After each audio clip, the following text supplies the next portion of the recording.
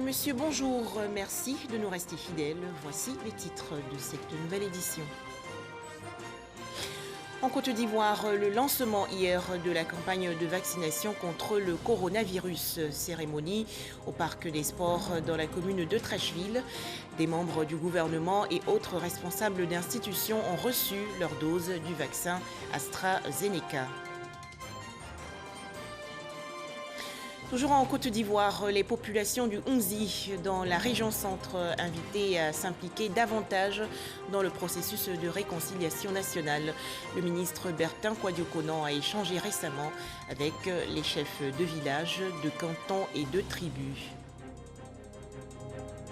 Enfin, dans le nord-est du Nigeria, une base de l'Organisation des Nations Unies attaquée hier par des combattants djihadistes.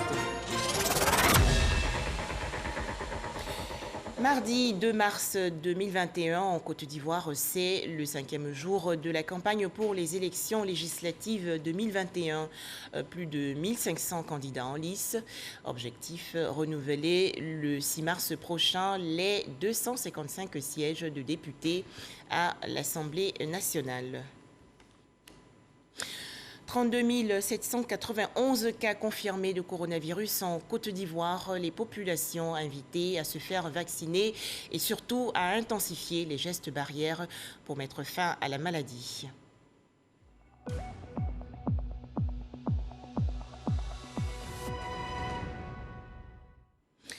La Côte d'Ivoire qui poursuit sa lutte contre le coronavirus. 37 nouveaux cas ont malheureusement été enregistrés hier par le ministère de la Santé et de l'Hygiène publique. Le pays comptabilise actuellement 32 791 cas confirmés, 31 712 personnes guéries, 193 décès et 886 cas actifs. La Côte d'Ivoire qui a procédé hier au lancement de sa campagne de vaccination contre le coronavirus. La cérémonie s'est déroulée au Parc des Sports dans la commune de Trècheville. Plusieurs membres du gouvernement, dont le secrétaire général de la République, Patrick Hachi, ont reçu leur dose du vaccin AstraZeneca. Est-ce douloureux? Comment se portent-ils? Ils sont au micro de Salima Toudia. La toute première dose de vaccin anti-Covid-19 injectée dans le bras du ministre d'État, Patrick Hachi. Le geste symbolique vise à rassurer la population. Je ne sais pas si c'était l'infirmière qui était experte, mais je n'ai senti aucune piqûre, je dirais, dans mon bras. L'exemple sera également donné par les ministres ou encore le chef d'état-major général des armées. Celle qui va recevoir ses premières doses, d'être rassurée. Vous savez qu'un vaccin, c'est pour renforcer le système immunitaire. Ça veut donc dire que c'est pour protéger la population. Lorsque ce vaccin sera généralisé, invitez tous les jeunes à se faire vacciner. Les rumeurs qui circulent sur les vaccins, notamment les effets secondaires, etc., vous venez de voir, nous-mêmes venons de nous faire vacciner. Donc nous tenons notre vie. Et donc si nous sommes vaccinés, c'est parce que nous avons eu toutes les assurances que ce vaccin, il est bon. En tant que chef, il était important pour moi d'être parmi les premiers à me faire vacciner, de sorte à donner l'exemple à mes hommes. Le moment est solennel pour la Côte d'Ivoire, qui rentre ainsi dans l'histoire en étant le premier pays à procéder à la vaccination avec le mécanisme COVAX. À la vérité, un sentiment de fierté. Fierté pour mon pays. Les résultats sont au rendez-vous. Aujourd'hui, la Côte d'Ivoire est tout de même reconnue comme étant l'un des pays qui a le mieux géré cette pandémie à coronavirus. 10 jours de vaccination sur le site du Parc des Sports de Trècheville. L'efficacité du vaccin est prouvée, nous diront les partenaires au mécanisme COVAX. C'est un vaccin qui est passé par toutes les étapes de son homologation. Et c'est d'une rigueur scientifique extraordinaire. Et à la fin, il y a tout un comité d'experts qui siège au niveau mondial et qui atteste de l'innocuité de ce vaccin-là. Le vaccin va également éviter les formes sévères, donc éviter les décès. Ce sera important que nous formons toutes les agences de santé pour qu'ils puissent être les premiers ciblages et expliquer aux populations pourquoi c'est important de faire la vaccination. Aujourd'hui, on commence à montrer qu'on tient notre promesse d'équité vaccinale, d'équité face à cette pandémie que personne ne soit laissé sur le côté, que l'on vaccine toutes les populations vulnérables partout là où elles sont. Gratuite et volontaire, l'État invite les populations à la vaccination. Donc un appel à toute la population à venir se faire vacciner progressivement sur les lieux qui auraient été indiqués à l'appel du ministère de la Santé, pour que le plus rapidement possible le processus de contamination puisse s'arrêter et que la vie normale puisse reprendre. 69,3% de la population totale est la cible de cette campagne de vaccination. Un tout autre sujet à présent et direction la région du Hunzi, dans le centre du pays. Le ministre de la Réconciliation nationale a échangé récemment avec les chefs de village, de cantons et de tribus. Bertin Kouadio-Konan a demandé aux populations de l'aider dans sa mission de réconciliation. Les détails, Herman Guivet. Environ 250 chefs de village, de cantons et de tribus venus des départements de Dimbokro, Bokanda et Kwasi-Kwasi-Kro ont répondu à cet appel du ministre Kouadio-Konan Bertin, venu solliciter leur onction afin de réussir sa mission de réconciliation en Côte d'Ivoire. La démarche par laquelle il nous a trouvés aujourd'hui est une démarche traditionnelle.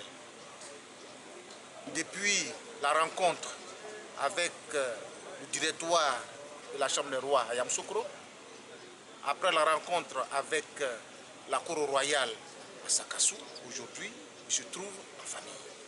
En famille avec nous pour dire que la confiance que le président de la République, son Excellence Alassane Ouattara, a bien voulu nous confier, cette mission-là est la nôtre. Il est venu nous la confier. Il a fait de nous chacun, à son niveau, dans son village, dans son canton, dans sa tribu, il a fait de nous des ministres de la réconciliation. Au point que c'est un engagement que nous prenons. Nous avons dit oui en face de tout le peuple du Hunzi, mais en face de la Côte d'Ivoire. Pour Kouadio-Konan Bertin, l'approbation des têtes couronnées est un pas important dans sa mission de préservation de la paix et de la cohésion sociale en Côte d'Ivoire. Nous sommes à Dimbokro avec le responsable de l'ensemble des chefs. Que le fils leur dise officiellement la mission que le président de la République lui a confiée. Je suis donc venu leur dire clairement qu'en réalité, c'est eux, les vrais ministres de la réconciliation. Nos parents l'ont accepté, en profitant également pour recueillir eux leurs avis, leurs suggestions pour enrichir notre feuille de route. Parce qu'après, nous allons nous mettre au travail. Kouadio-Konan Bertin a clamé haut et fort son appartenance au PDCI RDA, revenant sur sa candidature à la présidentielle d'octobre 2020. Kouadio-Konan Bertin l'assume et dit l'avoir fait afin de sauver la Côte d'Ivoire de nouveaux troubles. Kouadio-Konan Bertin invite les populations ivoiriennes à participer dans la paix et dans le calme aux élections législatives du 6 mars. Que les chefs qui doivent jouer les arbitres puissent aider leurs enfants à compétir dans la démocratie, dans le pluralisme, sans accroc, sans agression aucune, ni verbale, encore moins physique. Que ces élections du 6 mars, et là je m'adresse à tous les Ivoiriens, ne viennent pas perturber encore ce climat de paix qui se dessine à l'horizon. Que ces élections se déroulent dans un environnement apaisé et que partout les meilleurs gagnent. Pour réussir sa mission, le ministre de la Réconciliation, Kouadio-Konan Bertin, entend travailler en bonne intelligence avec tous les acteurs politiques de Côte d'Ivoire. Tabo, dans la région sud du pays, Nanan Kwasi, le chef du village de Aéremou 1, installé il y a quelques jours lors d'une cérémonie en présence du ministre de l'Intérieur et de la Sécurité, le général Vagondo Diomandé. Nanan Kwasi, le nouveau chef du village de Aéremou 1, veut œuvrer pour la paix et la cohésion. Les précisions de Issa Yeo. Cet arrêté du préfet de Tabo achève le processus de désignation du nouveau chef d'Aéremou 1, juste après le volet traditionnel. Nana Yao Kwasi Faustin a donc le coup de franche pour présider aux destinées de ce village situé à une vingtaine de kilomètres de Tabo. Un vide comblé depuis un moment à la grande joie des populations. Le chef de village est le premier maillon de la bonne gouvernance pourvu d'une grande responsabilité collective et individuelle. Voilà pourquoi cadres et population, les jeunes surtout, d'Aremou 1, ils méritent votre caution, votre respect pour bénéficier de sa bénédiction. Le président du conseil régional de l'Anibi, Tiassa, salue la nomination du nouveau chef.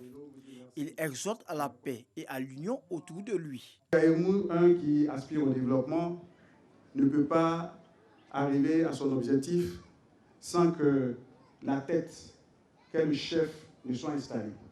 Voilà chose faite aujourd'hui et je voudrais vraiment vous dire merci pour le choix qui est porté donc sur le Nana. Pour la ministre de la Culture et de la Francophonie, Raymond Goudou Kofi, le président de la République, Alassane Ouattara, aspire à la mise en place d'institutions fortes. Cela passe, selon elle, par une bonne organisation de la chefferie traditionnelle.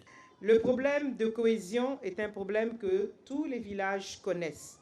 Et je sais que vous aurez la lumière reçue par le Seigneur, par l'Esprit Saint, pour qu'il vous guide, pour qu'il vous aide à remplir votre charge selon les directives de notre Dieu. Le chef du village, qui est le dernier maillon de notre administration, n'est pas moins le premier socle sur lequel repose la cohésion et l'harmonie dans nos communautés villageoises et partant dans le pays tout entier. L'un de ses devoirs est de veiller à la préservation de la coexistence pacifique entre les différentes communautés. C'est donc convaincu de cette place cruciale des chefs dans l'équilibre social que son Excellence, Monsieur le Président de la République lui-même, descendant de chefs, a posé plusieurs actes forts tendant à consolider leur assise institutionnelle. La ministre Raymond Goudou Kofi, en présence de l'ambassadeur de la Côte d'Ivoire en France, Maurice Kouakou Bandama, cadre de la région, a exhorté la chefferie traditionnelle à sensibiliser les jeunes pour des élections législatives apaisées le 6 mars prochain. Législative 2021 en Côte d'Ivoire, les populations invitées à promouvoir la paix, la tolérance et la non-violence. Dans la commune d'Abobo, par exemple, le village de Anonkwa-Kouté a accueilli récemment une campagne de sensibilisation. Le point avec Laure Goretti et Herman Guivet. La chefferie Tchagba d'Anonkwa-Kouté travaille pour le maintien de la paix et de la cohésion sociale au sein du village en cette période de campagne pour les législatives. Avec les chefs de communautés religieuses et coutumières, elle invite l'ensemble des habitants à conserver les valeurs de paix et de cohésion sociale qui ont toujours prévalu au sein du village d'Anonkwa-Kouté. Par rapport à l'élection législative, il faut vraiment ramener tout ce beau monde puisqu'ils vivent dans le village avec nous. Et nous sommes en symbiose, harmonie avec eux. Je voudrais que cela se consolide pour que nous nous amenions à bien notre lien à nous tous pour vraiment développer ce village. Tous d'accord pour la cause de la paix, les guides présents se sont réjouis de cette initiative. Aujourd'hui, c'est notre bâton de pèlerin pour que tous les Ivoiriens aillent à la paix et à l'amour. C'est pourquoi, quand le chef d'Anonkwa-Kouté nous a invités, immédiatement qu'on est venu. Parce que c'est ce qu'on veut pour la Côte d'Ivoire. Avant les élections présidentielles, il a mené la même démarche auprès des populations d'Anonkwa-Kouté, les communautés. Il a réuni tout le monde au foyer des jeunes pour parler de cohésion et appeler à des élections présidentielles apaisées. Et à l'issue de ces élections, le résultat, c'est que Anonkwa-Kouté est sorti vraiment indemne. Et à la veille aussi de ces mêmes des élections législatives, il réitère encore les mêmes actions. C'est pour aller dire vis-à-vis à mes parents, à mes amis, à mes compatriotes, que voici ce que le chef Ibri nous a dit. C'est normal. Et que chacun de nous doit conseiller ses enfants maintenant pour ne pas que ses enfants soient manipulés par qui que ce soit. Il est temps maintenant de conseiller nos enfants, les générations nouvelles, pour dire que la guerre est bien, mais voici les conséquences, évite la guerre. À l'orée de chaque élection, la chefferie Tchagba organise une activité de sensibilisation et c'est la deuxième du genre après celle des élections présidentielles. Et toujours dans le cadre du bon déroulement du scrutin du 6 mars prochain en Côte d'Ivoire, un atelier d'échange organisé récemment par la SIED, la concertation interpartie pour des élections démocratiques. Les travaux ont porté sur la contribution des partis politiques à des élections apaisées. Laure Goretti et Gabriel Zani. À quelques jours du vote des députés, la concertation interpartie pour des élections démocratiques SIED continue ses actions en faveur de la paix. Elle a réuni des membres de partis politiques et d'organisations de la société civile pour échanger sur la contribution des partis politiques à des élections apaisées. Il était important de faire en sorte que nous ayons zéro violence, zéro mort dans ces élections législatives qui vont se passer le 6 mars. Et donc nous avons fait cet atelier pour essayer de sensibiliser au mieux nos compatriotes et nos cadres politiques, nos présidents de partis, les leaders d'opinion, afin que ceux-ci permettent dans leur environnement immédiat de faire valoir la paix. Ce cadre d'échange a permis aux participants d'affirmer leur adhésion au concept zéro violence aux élections législatives. Nous avons vu que c'est pour la pacification des élections. Donc ça va dans la droite ligne de ce que pense le PDCI-RDA. Ça ne sert à rien de se battre, d'être violent, et alors que nous sommes tous des frères, quel que soit le parti auquel nous appartenons. Le RHDP est un parti de paix. Je pense que ça passe par une campagne électorale apaisée, un discours de paix, un discours de cohésion sociale. Notre participation rentre dans le cadre de la participation aux élections apaisées. Nous ne voulons jamais boycotter les élections. Par conséquent, il est tout à fait naturel que ce soit dans la paix, dans le calme que ça se passe. Cette activité de la SIED a été menée dans le cadre du programme Transition et Inclusion politique en Côte d'Ivoire, une stratégie mise en place par le groupe pour accompagner le gouvernement dans le renforcement du processus politique dans le pays. Dans l'actualité nationale également, le lancement le 18 février dernier d'une étude sur les programmes d'éducation parentale. C'est une initiative de la Fondation caritative Jacobs. Cérémonie en présence de la ministre de la Femme, de la Famille et de l'Enfant, Ramata Libakayoko. Les précisions de Sephora Zegui. La Côte d'Ivoire a identifié la malnutrition infantile comme un handicap majeur au développement humain et socio-économique du pays. Selon une enquête de 2012, 30% des enfants accusent un retard de croissance. Et pour appuyer le gouvernement dans ses initiatives en faveur de la protection de la petite enfance, la Fondation Jacobs lance une étude sur le coût et l'efficacité des programmes d'éducation parentale. Cette analyse va permettre d'apprendre davantage sur la meilleure approche pour atteindre la population cible. À travers cette étude coût-efficacité, on va essayer vraiment de décortiquer et de comprendre quels sont déjà les éléments indispensables dans une intervention et puis quelles sont les manières les plus efficaces pour pouvoir atteindre le plus grand nombre de parents. L'éducation parentale est essentielle pour la croissance et le développement des enfants, la réussite scolaire et les performances économiques d'un pays. C'est donc avec fierté que la ministre de la Femme, de la Famille et de l'Enfant apprécie l'initiative de cette fondation qui a valu à la Côte d'Ivoire des avancées notables dans la protection de la petite enfance.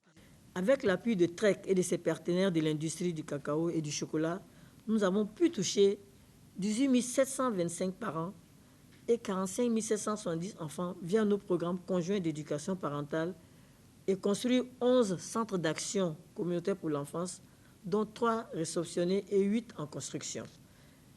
Et 15 centres d'action communautaire additionnels seront construits et fonctionnels en 2022. Ce sont environ 1950 enfants qui auront accès à une éducation préscolaire de qualité chaque année grâce à notre partenariat avec TREC. À travers cette étude, la Fondation Jacobs veut aider le gouvernement à mieux comprendre d'ici quelques années les approches à moindre coût qui permettent d'atteindre le maximum de bénéficiaires tout en ayant un impact positif. Un concours pour stimuler la lecture chez les enfants. Un livre pour une bibliothèque est une initiative de la Jeune Chambre internationale Abidjan Lagune.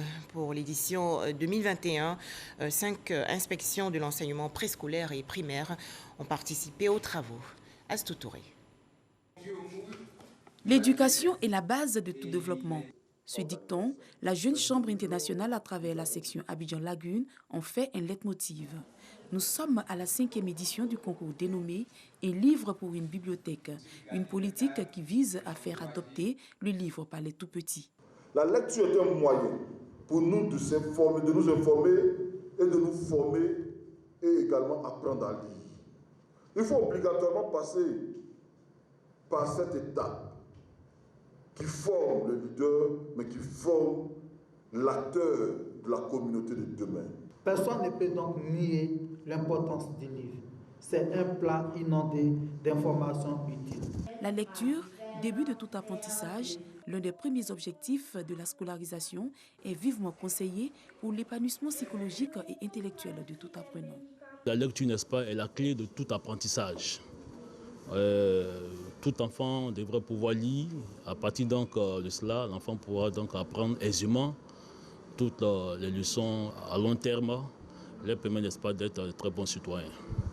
Donc il faudrait donc dire merci à la GECI, à la Jeune Chambre, la région de Lagune, pour cette initiative-là qui permet, n'est-ce pas, de créer des émules au niveau des enfants. Poésie, orthographe, mathématiques et lecture sont autant de thématiques qui ont meublé ce concours. Aujourd'hui, nous avons gagné un concours et je suis heureuse. J'encourage tous mes petits camarades à beaucoup travailler pour avoir un prix et à beaucoup lire. 5 inspections d'établissements primaires et préscolaires de la commune de Cocody, notamment à Toban, Blocos et Akwedo, ont pris part à ce concours avec à la clé une bibliothèque offerte. Toujours en Côte d'Ivoire, 44 auditeurs de la 20e promotion du programme de formation en gestion des politiques économiques ont reçu il y a quelques jours leur diplôme lors d'une cérémonie à l'université Félix Houphouët-Boigny de Cocody. Le programme GPE vise entre autres le renforcement des capacités des cadres des administrations publiques et privées de la sous-région ouest-africaine francophone. Pargassoro Koné. Avec un peu plus de 15,50 sur 20, Emmanuel Akapo, béninois, est le major de la 20e promotion du programme de gestion de la politique économique GPE 6 à l'université Félix Houphouët-Boigny. C'est l'aboutissement de 12 mois de formation de haut niveau dans le domaine de conception, de la mise en œuvre, de suivi et de l'évaluation des différentes politiques économiques. C'est un programme très bien bâti et qui permet à n'importe qui rentre au début de ce programme de sortir de manière très performante et efficace au service du développement de son pays. C'est de mettre à la disposition de nos administrations publiques des cadres bien formés, de sorte que ces administrations puissent fonctionner le mieux possible pour le bien-être de nos populations. La 20e promotion GPE baptisée du nom du président de la Cour des comptes de Côte d'Ivoire, Diomande Kanvali, compte 46 auditeurs avec 38 inscrits en présentiel et 8 autres en formation à distance. Ils sont du Bénin, du Togo, du Burkina, de la Guinée-Conakry et de la Côte d'Ivoire. Les résultats des fins de formation donnent 44 admis et 2 ajournés. Ils ont appris beaucoup de choses tout au long de leur formation en 12 mois. Mais c'est à eux de pouvoir faire bon usage de ces connaissances qui ont été acquises et d'être des modèles au sein de leurs administrations. L'employabilité de nos apprenants aujourd'hui, c'est le maître mot que nous véhiculons. Et c'est pour cette raison que GPE, qui est un exemple fort, qui est là pour renforcer les capacités des cadres déjà en fonction, mais c'est un exemple qu'il faut suivre dans d'autres départements parce que nous en avons vraiment besoin pour le développement. Ce programme de formation qualifiante et diplômante est financé par la Banque mondiale à travers un don du gouvernement japonais. Objectif, assurer à la sous-région ouest-africaine la promotion d'une administration économique compétente et efficace afin de relever le défi de la transformation économique des États de l'UEMOA. C'est par voie de concours qu'on y accède. Depuis sa création en 1994, le programme GPE a à son actif plus de 700 experts en gestion de politique économique. Ceux-ci participent activement au développement économique des pays membres. Quelle stratégie pour prévenir et surveiller les inondations en Afrique de l'Ouest? Question au centre des échanges entre des experts environnementaux ivoiriens et leurs confrères ouest-africains. Les travaux se sont déroulés il y a quelques jours au Centre universitaire de recherche et d'application en télédétection dans la commune de Cocody. Le point avec Jean Djadji. Tropical Forest Alliance, TEFA 2020 et ses partenaires réfléchissent sur l'impact des initiatives en cours contre la déforestation et la dégradation des forêts en Côte d'Ivoire, surtout celles engagées par des entreprises privées agricoles et les structures gouvernementales. TEFA 2020 prône l'action conjointe et l'approche juridictionnelle pour la protection de l'environnement. Et la démarche collective vient du fait que jusque-là, la déforestation, depuis que les entreprises ont pris les engagements, n'est-ce pas, et le gouvernement, la déforestation ne peut que s'accentuer. Okay? Il va falloir qu'on pense différemment. Justement, et l'un des constats qu'on a fait, c'est que les partenaires et les initiatives qui sont mises en œuvre jusque-là sont mises en œuvre de façon limitée et de façon individuelle. L'approche juridictionnelle nous permet de réunir tous les acteurs, de travailler à la fois avec les acteurs de la filière cacao, les acteurs de la filière palmier à huile, les acteurs de la filière, je dirais, EVA, et même les industriels du bois, pour qu'ensemble on puisse adresser les facteurs de la déforestation.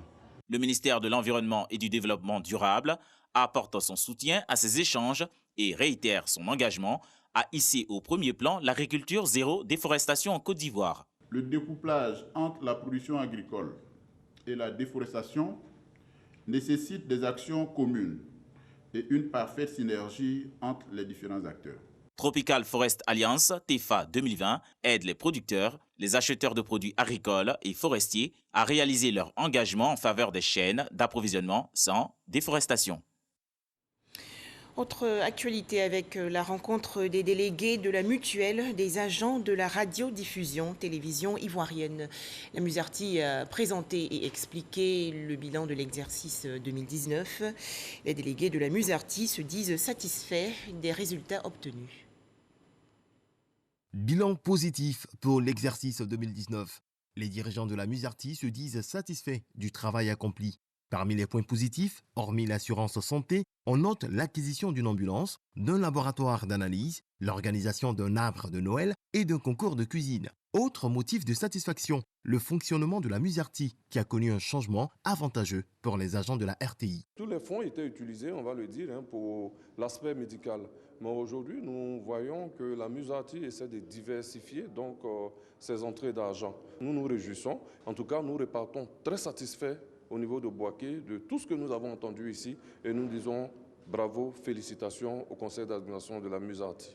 Cependant, tout n'est pas rose. Les caisses de la mutuelle sont éprouvées, les charges étant supérieures aux ressources. Résultat, un déficit de 25 millions de francs CFA enregistré. Avec beaucoup de rigueur et de volonté, ce déficit sera surmontable, selon le président de la Musarti. Pour les années à venir, les dirigeants de la mutuelle promettent de belles perspectives. La mutuelle sociale, c'est pour le bien-être des agents. Il faudrait que nos mutualistes puissent obtenir en tout cas le maximum pendant notre gestion. Avec le soutien de notre directeur général, M. Fosséné Dambélé, nous allons pouvoir bâtir, réaliser de belles choses, des logements, le restaurant au niveau du siège, les terrains pour les agents, en tout cas, et pouvoir les soigner naturellement, c'est le b.a.-ba. Alors, nous allons mettre toute cette machine-là en place pour que les agents de la RTI, qui sont de facto mutualistes, puissent être heureux en travaillant pour la RTI. Le bilan 2019 qui a réuni les mutualistes n'a pu se faire au moment opportun pour cause de coronavirus. Une autre assemblée générale est prévue dans le courant de l'année 2021 pour plancher sur les activités de l'année 2020. En image, l'actualité hors de chez nous. L'opposant nigérien Ama Amadou, conduit hier après un peu plus de 72 heures de garde à vue à la prison de Filingué. Ama Amadou s'était lui-même rendu il y a quelques jours à la police judiciaire de Niamey, la capitale. L'opposant nigérien Ama Amadou est soupçonné d'être l'instigateur des troubles survenus au moment de la proclamation des résultats provisoires du second tour de la présidentielle, résultats contestés par l'opposition.